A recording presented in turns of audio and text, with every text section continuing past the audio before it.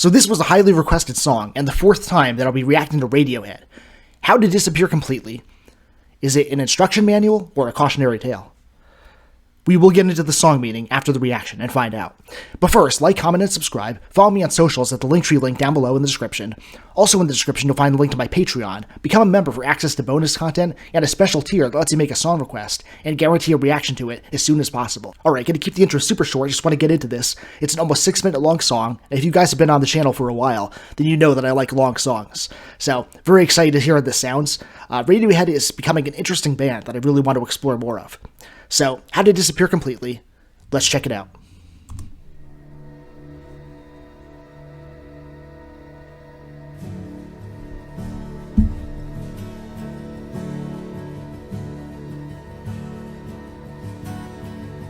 Oh, right away I like that. That's kind of eerie.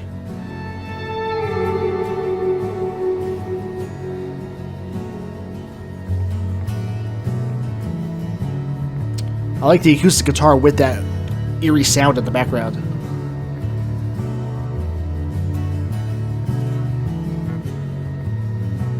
Very contrasting pairing there.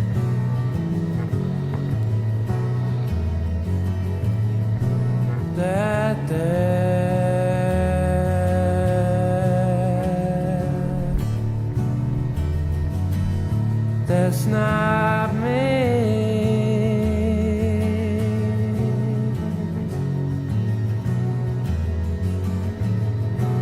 I go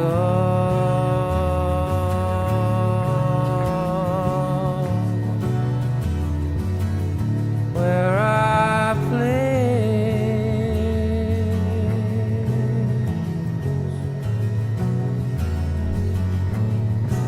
I walk through walls. I float down the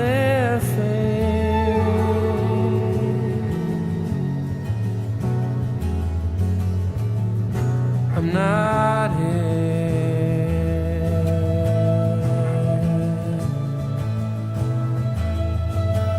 This isn't happening.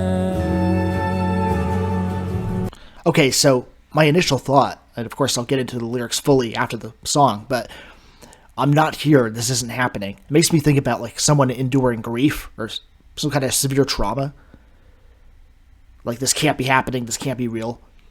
And there's just there's this kind of unsettling feeling about this song. Is that weird to say? I don't know. It just feels, and I think that's what they were going for. It feels like a person striving for quietude and striving for peace, striving for a sense that everything is okay, when in the background everything is chaotic and everything is going really badly. Something bad is happening. Maybe I'm totally off. I don't know. That's my impression so far. I like where the music is going too. I like these kind of dialed back, just strange atmospheric kind of songs that make good use of ambiance and make good use of just atypical sound structures and sound pairings. Pretty cool so far.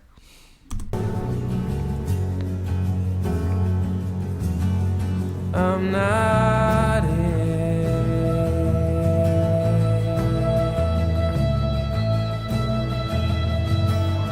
I'm not here.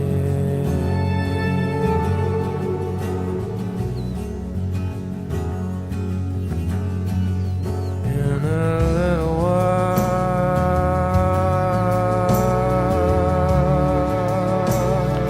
Oh, I like how the rich melody is easing into the music. It's cool.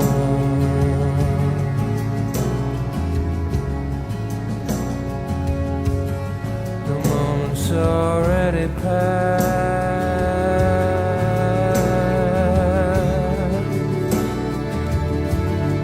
Yeah, it's gone. I really like this already. And I'm not here.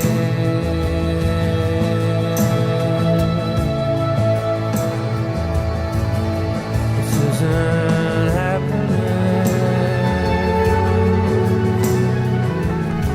All those little keyboard sounds in the background there, I really like that. There's a lot of little subtle touches to this. I made this comparison before. I'm going to make it again. It's inevitable that they just feel Pink Floydish to me in the structure and sensibility that they go for. Yeah, I mean, and that's a great thing, of course. But I like this song quite a bit. I think this might be one of my favorites, if not my favorite overall, out of the Radiohead songs I've heard so far. And I've heard like 5 songs overall when you count Creep. Obviously, I've heard the song Creep a million times, but I've reacted to this will be my 4th song on the channel. So it's just so interesting. There's so much going on here. Like, if you don't really have a proper ear for it, you can miss a lot of it. But if you really pay attention, there's quite a bit happening. Let's continue. I'm not here.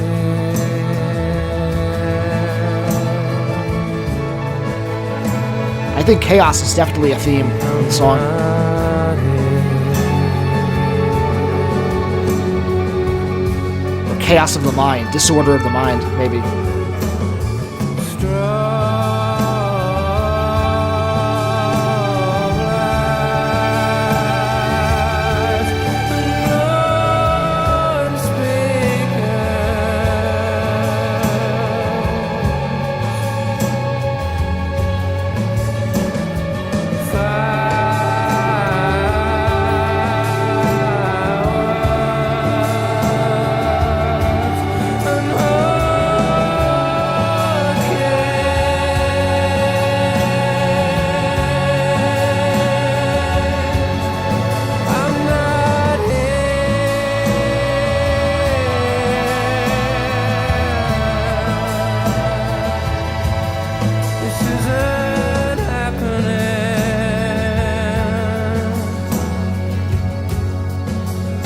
Very evocative of pain, this song.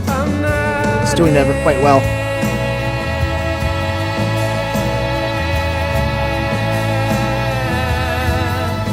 I'm not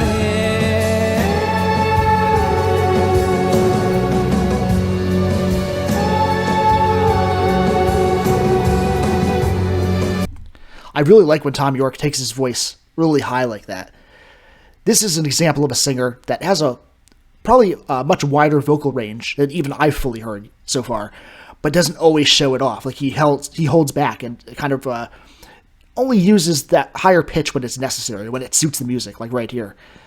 Still really cool to hear, though.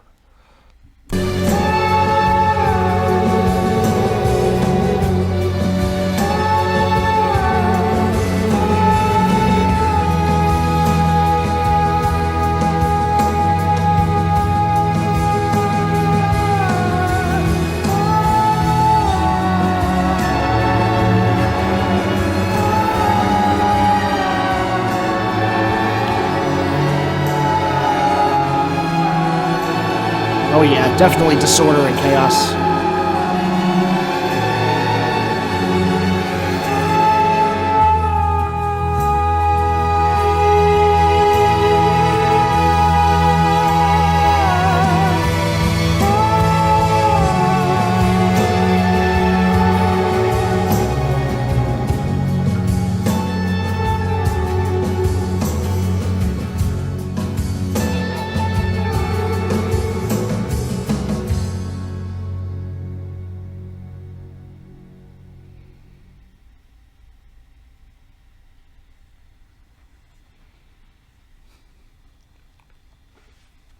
That was a solid song by Radiohead, and it did not feel like it was close to 6 minutes. So while it's still in my head, I just want to talk about that end part where like the melody suddenly changed up and it got very sort of, how do I put it? Is atonal the right word? Not being a musician, I don't know if I'm using the correct terminology here, but it got like very like twisted and just off melody and like disharmonic. And that moment really did a great service for the song in what it was trying to achieve, if it was trying to accomplish what I think it was, which was give that impression of a mind that is disordered. Something is wrong inside, whether inside the mind or inside the heart or spirit. Something in this person is not okay. They're just a little bit off, you know? And there's a disconnect with what's going on around them. And I think that the dueling harmonies especially the dueling melodies of the acoustic guitar work at the very beginning with that like synth sound in the background. I think that was also meant to be the musical representation of what the song is trying to say. That there are two things happening simultaneously, two different things, and they're not lining up with each other. There's something strange and dark and not good happening in the background, but on the surface, everything wants to seem okay and so beautiful and so proper and orderly. And it's like what these lyrics are trying to say, I think. This person's denialism about what's truly happening. They don't want to be a part of it. They want to remove themselves from the situation. They're detached. They're dissociating. And I'll touch upon that in a second. I'm going to get into the lyrics. But yeah, musically, I think that these guys are just masters at not only their craft, but masters at knowing how to showcase their talent in the right moments and knowing how to restrain themselves when necessary. Like, for example, the vocals. I think that Thom Yorke mainly held back and was very soft, did a kind of soft crooning kind of singing for most of the song. But when it was suitable, when it was right, he went high with his voice, and it added a little additional flair of emotion in that moment. So I think that was a really good creative choice. So I really like how this was done musically. It was a little bit unnerving, at least to me, and I like that. That's something that I always look for in music, and it's very cool when it happens. I like music that is a little bit jarring, that does something that takes you, out of what's normal when it comes to music for a moment, even if it's the briefest of moments. And it just does something a little bit different, a little bit maybe darker or eerie or, something that just maybe rattles something within you that you can't quite put your finger on. I like when music can do that. So this could actually be one of my favorite Radiohead songs, if not my number one. I really like this quite a bit. I can see myself really getting into this band, and I don't think that's something I ever thought I would say years ago. But it's just like the exact right kind of style and energy that I like from this kind of music. Again, Pink Floyd vibes for sure. And Pink Floyd is a band that when I'm really in the mood for them, I really, really dig their stuff. So this could become another band like that for me. But musically, I really enjoyed it. Now, I'm really wanting to get into the lyrics and see what we're talking about here, so let's do that.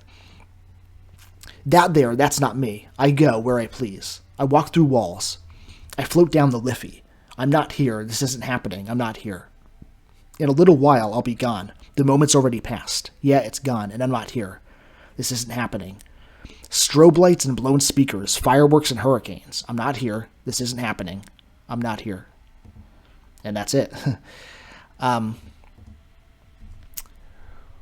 Also, I really like that the lyrics were on the screen during this video. Like, I was mostly trying to pay attention to the music, but it helped me process a little bit of what I think the song is talking about in real time, a little bit more efficiently, I think. So that was cool. So I think this is about two things on two different levels.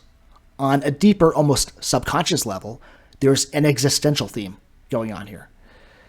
And on a more surface level, a more immediate emotional level, I think this is about someone who's dissociating, I should say. So dissociation is the feeling of numbness or of not being connected with the world around you, with the people around you, or with whatever is happening in the particular moment.